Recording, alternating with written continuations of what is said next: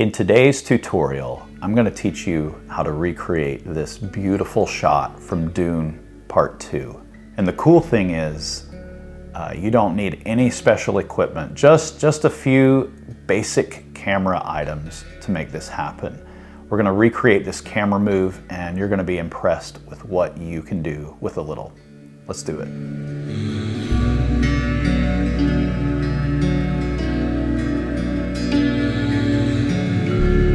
In 1993, in a theater in Texas, I saw Jurassic Park.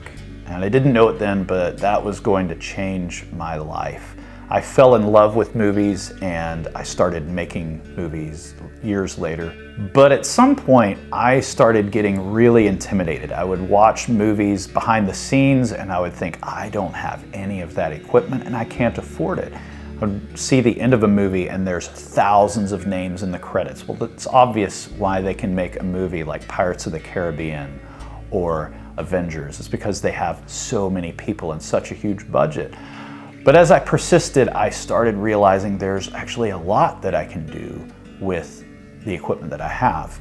And this is going to be one of those things. We're going to recreate this shot, and my hope is that you will be less intimidated. I used to be intimidated, and then I got over it because I kept doing stuff and I kept experimenting. And what I find is a lot of these filmmakers are actually doing the same thing. They're just solving problems.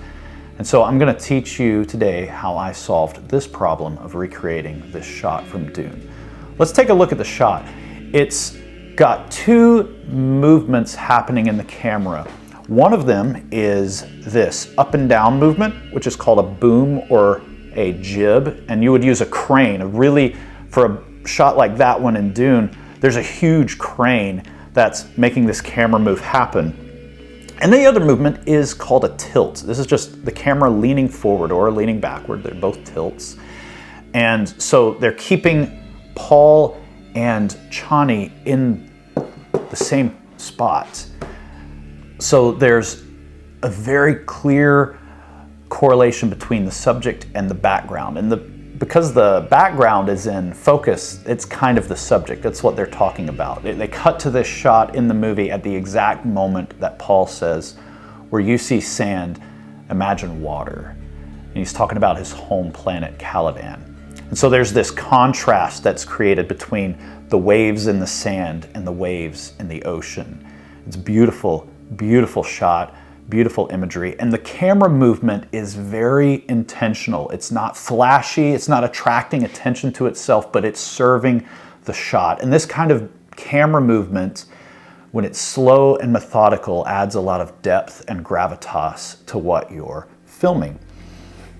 And so this is my shot that I created about 8 months ago, and we're actually going to recreate it again today. This is a very small version of that. We don't need a jib. We don't really need the desert or actors. This is more of a product shot, but it's something very tangible, and it has a whole lot of depth to that image.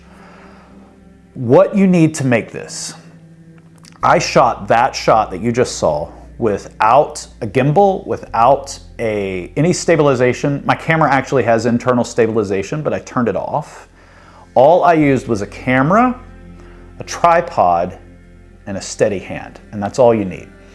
I will say, you do need a tripod where you can remove one of the legs. I feel like most of them you can. Some of the cheaper ones, invest in a good tripod. If you only ever want to set a camera still and never move it, you can use anything you want. You can get a cheap tripod. But as soon as you want to move it, what matters then is the weight of the tripod. So a heavier tripod is better, and the what's called the head, the device that attaches your camera to the legs. You want a fluid head, some sort of fluid system in there. Spend some money on it. And my tripod is a bit older Manfrotto tripod. I spent $600 on it and I love it. Here's how we're going to do this. You're going to pick a subject and a location, and you want a good distance between them. Before you even start playing with the camera moves, you want to establish your depth of field. I did that in this shot. I didn't want too much bokeh. I didn't want the bokeh, the glowy bits, to be too large, so I was very careful in selecting how much I opened up my aperture. So you're going to take off one of the legs of your tripod and you're going to make it a bipod and you're going to lay it down. You want to make sure the feet of those legs can't move. And you want to draw a straight line between the legs and your subject. It should be directly in between them. Your legs can't be any farther forward or backward or any higher or lower than your subject. So if you're on a flat surface, it'll help. It was kind of difficult on that mossy hill there. So then you want to point your camera down at your subject, and again, you want this straight line there. And then you do want to play with your depth of field, opening and closing your aperture to get the exact shot that you want.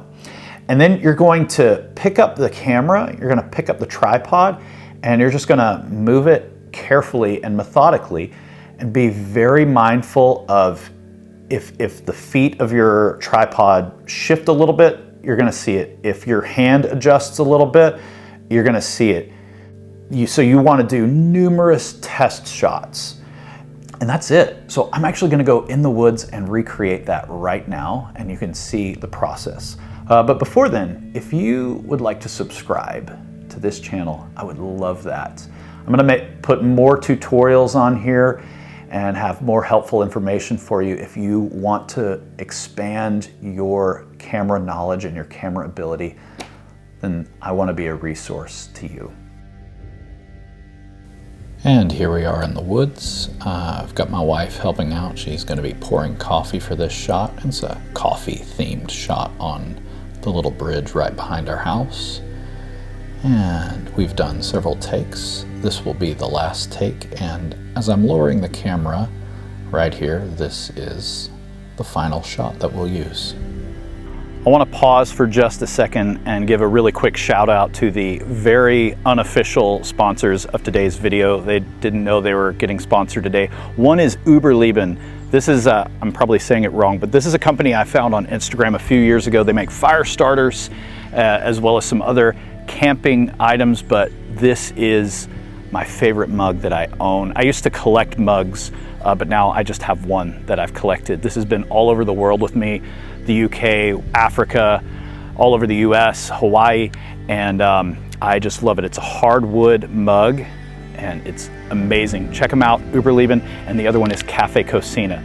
This is a local coffee company making specialty coffee out of Poulsbo, Washington. Go get some of their coffee. It is so good. Yeah, so neither of them knew that they were going to be featured on this video, but surprise. So let's check out that finished product, shall we?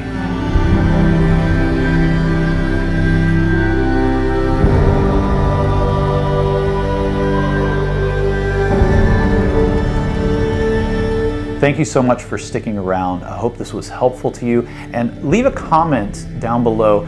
What camera shots would you like me to recreate? Is there any shot in a movie that you want me to take a look at and see if I can recreate and make a practical way for you to do that yourself? Thank you so much. You can do this. Bye.